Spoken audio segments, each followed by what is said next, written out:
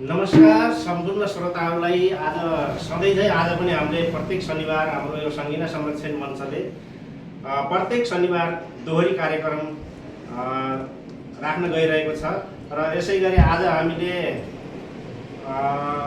हाम्रा अग्रज दाजु नारायण रायमाझीले गाउनुभएको गीतलाई हामीले त्यही गीतलाई नै हामीले गाउन गइरहेका छौँ। सर्वप्रथम त सर्जकलाई सम्मान गर्दै हामी नारायण रायमाझीको रामदी पुल तर्ने भन्ने गीतलाई लिएर हामी उपस्थित भएका छौँ।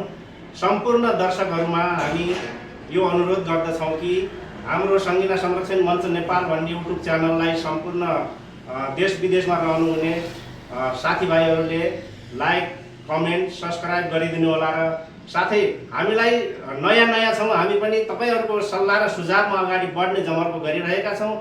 त्यसै कारणले हामीलाई कुनै कमी कमजोरी भए सल्लाह सुझाव दिन पनि हार्दिक अनुरोध गर्दै हामी अगाडि बढ्दैछौँ। धन्यवाद।